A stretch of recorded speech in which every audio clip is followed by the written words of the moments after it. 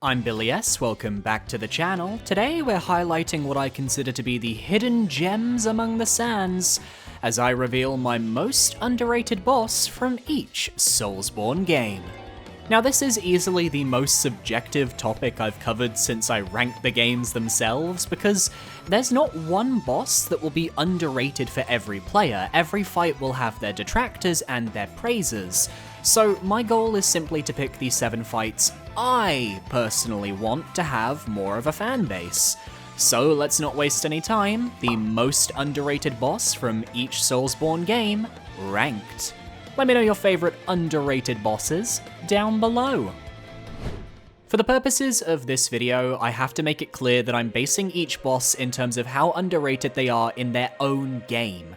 For example, when YouTuber Ember did this video earlier this year, for Demon Souls, he chose the Penetrator, and while I'd agree that the Penetrator is an underrated boss when you take the whole franchise into account, I'd argue he's well known to the people who know Demon Souls. So I'm taking a left turn here and focusing on a boss I've barely talked about on the channel, the Fool's Idol, the boss of 3-1, the Prison of Hope. The Fool's Idol is a surprisingly dense magic fight that utilizes mechanics we'd see again in future games. She can teleport around the room, summoning clones of herself which can attack you with magic.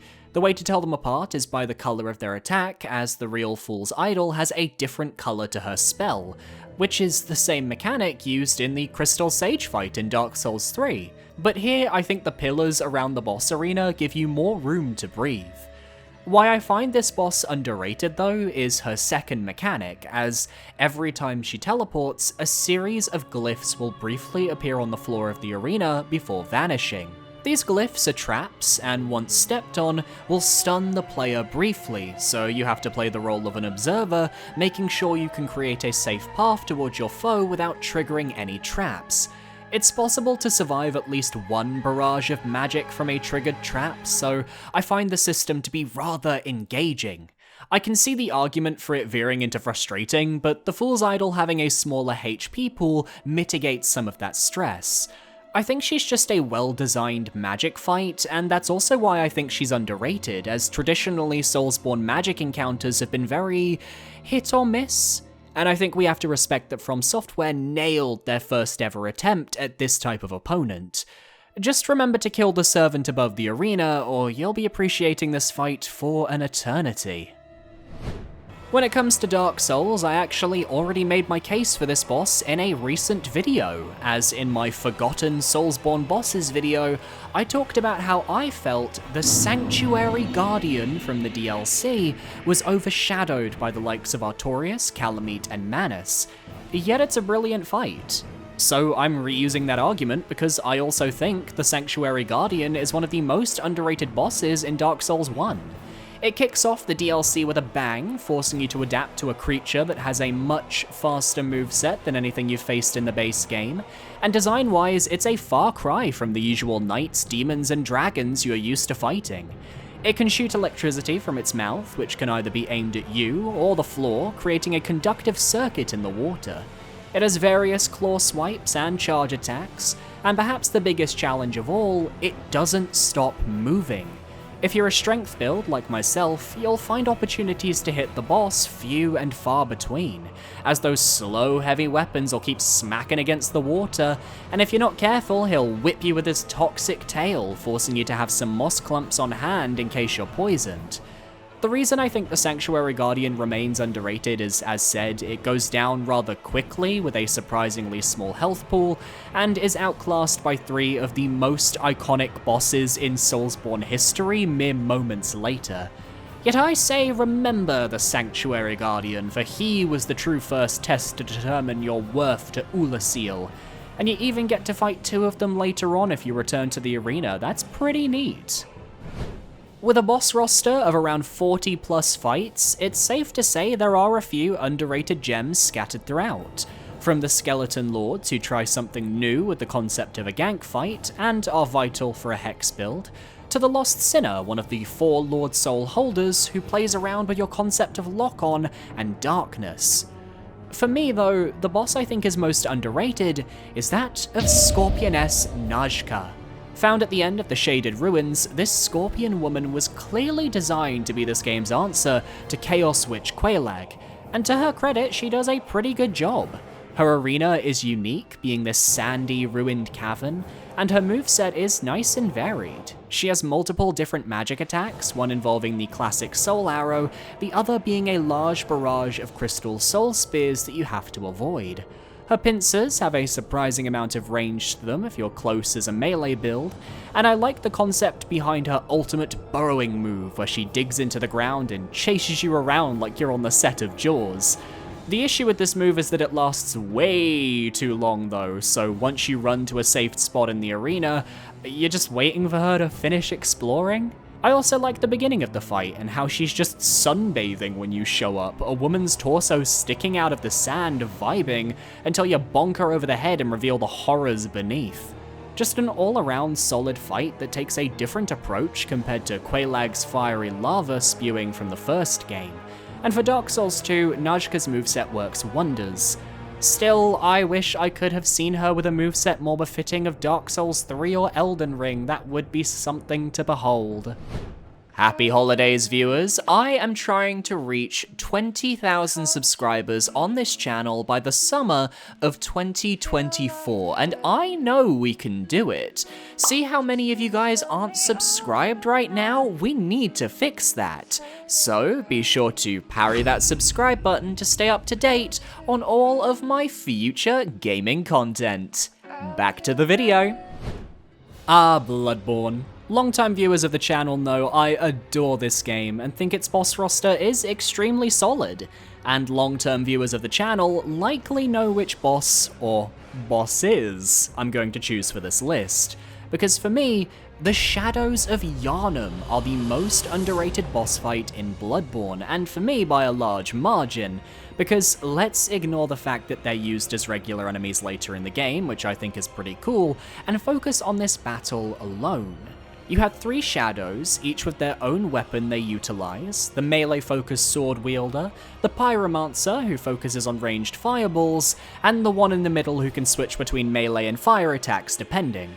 I personally like to get rid of the ranged shadow first, which you can do pretty easily as the shadows take good damage at this point in the game, and you've got a large tombstone that can be used to block line of sight in the middle of the arena, because their phase 2 attacks only happen once the snakes burst out of their bodies, and let me tell you, the ranged pyromancer's phase 2 fireballs are irritating and you need to get rid of that as quickly as possible. I like to focus on the candle holder second, because that fire breath attack can be deadly if you're not careful, and then deal with the melee shadow last. I just love that these guys don't only use their movesets, which are well balanced, but also break out some insane snake-based attacks further into the fight. There's nothing more terrifying than seeing a giant snake explode out of the ground and attempt to slam into you while you try to get those last few hits in to take out the final shadow. It's a rare Bloodborne gank fight done well, and given Bloodborne's weapons are more well designed for group combat compared to other Souls games, you can be doing damage against all 3 shadows if you group them accordingly. There's a lot of strategy here, and I don't find the fight too hard to be frustrating either. I've died to them maybe 3 times in the past. I just think people hate on them because they're a gank, ignoring the fact that if you're playing like Bloodborne intends, you can whittle them down in a fair yet challenging fight.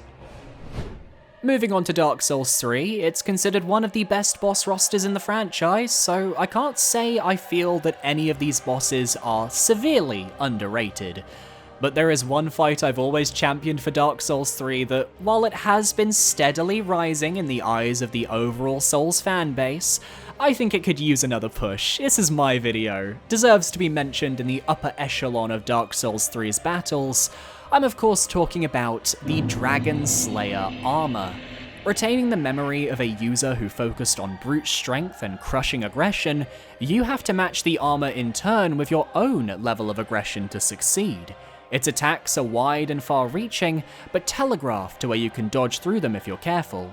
Some of the sweeps go a little further than you might expect though, and with that shield added to the mix, you can find yourself getting staggered out of animations more often than you might expect. The boss does a lot of damage, and if you've leveled up well enough, so should you, so it really emphasizes the idea of two equal foes going at each other, which is one of my favorite Soulsborne tropes. He can one- and two-hand his weapon, giving him a more varied moveset, and once the second phase begins and those pilgrim butterflies surrounding the arena chime in with their projectile attacks, it can become quite hectic if you don't use that central fountain to block some of their shots.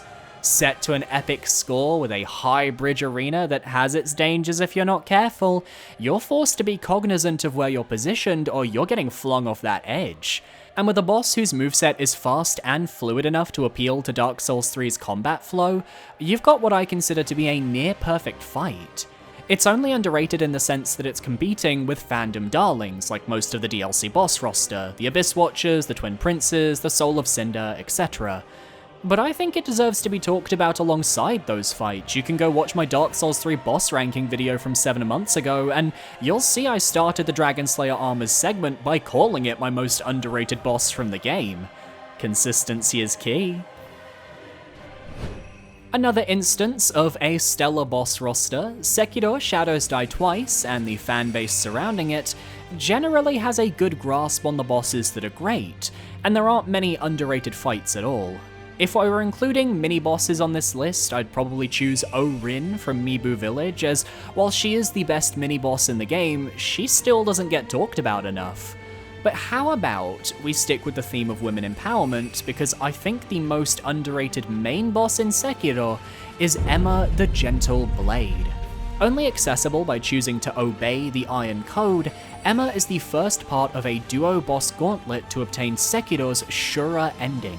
And while all the focus tends to shift to Isshin Ashina's boss fight with the flames and the fury, we need to put some stock on Emma. She is an absolute beast who practically glides across the battlefield with precise movements that befit her occupation as a doctor. In fact, her entire moveset is designed to strike swiftly and efficiently, and I think it's a thing of beauty when a boss's design matches up so perfectly with their character traits. From the way she deflects the shuriken of Owl in the pre-fight cutscene, to the absolutely heartbreaking musical accompaniment as she grabs and slams you into next week, there's nothing more terrifying than those hands, let me tell you. What I love about Emma's fight is that despite only having one health bar, she's a formidable foe that acts as both an obstacle to reach Isshin, but also as a teacher, as she's learned how to fight from Isshin himself, and uses all the classic Ashina moves you've likely seen in Isshin's Sword Saint fight. In a way, she's the setup for this version of Isshin, while sneakily teaching the player how to avoid his moveset by avoiding her moveset. That doesn't take away from Emma in the slightest though, it shows just how well designed she is that you can eventually learn her moveset and breeze through her on future runs, but a single slip up and the amount of damage she can do is astounding. More so when you realize you're likely facing her on a New Game Plus file because nobody goes for the Shura ending on their first rodeo. She may be a healer, but... Lastly, we've arrived at Elden Ring, and I've actually decided for this entry to focus on a boss I didn't include in my original boss ranking series, because I was rather strict on what bosses I wanted to rank, so I left off a lot of optional field bosses that could be skipped. And one boss that I think is underrated, especially after seeing my partner fight them when he played Elden Ring for the first time in the summer of 2022, as well as my experience facing it this time around for my recorded playthrough this year, is Mount Gelmir's fully grown Falling Star Beast. The Falling Star Beasts are some of the most unique field bosses in Elden Ring. I recall struggling immensely against the smaller variant on Altus Plateau. And who can forget the baby version inside the Celia Crystal Tunnel that you're warped to from that famous transport chest in Limgrave? But the fully grown variant is of course the toughest version of the fight, and the most satisfying to overcome.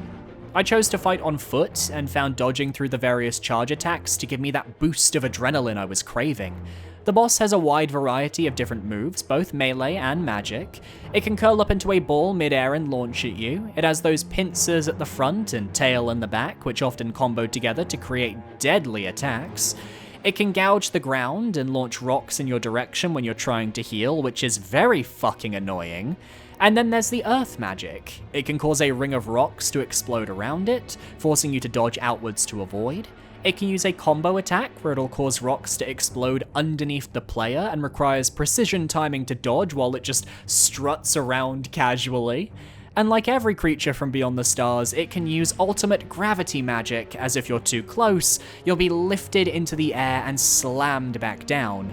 And how could we forget the giant laser attack? What I like about this fight though is that the crater arena gives you ample levels and height to dodge some of these moves. Said laser attack couldn't even hit me because it couldn't aim downwards.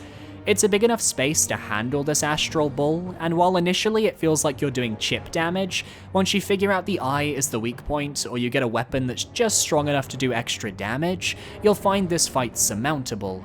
I don't see it discussed enough, and if there's one boss I regret not including on my Elden Ring boss rankings, it was this guy. Consider that regret scratched off. And that's my list. Which of these bosses is the most underrated in your eyes, and which bosses did I not feature that you feel deserve a shout out? Let me know down below, and be sure to parry that subscribe button so you can stay up to date on all my latest videos. My socials are on screen now, feel free to follow where you feel comfortable. I recommend my Twitter, my Blue Sky, or my Discord, whichever you feel comfortable with. And a massive shout out to my patrons over on Patreon for supporting me for the month of December. You guys are amazing, thank you so much, and I'll see you next time. Adios.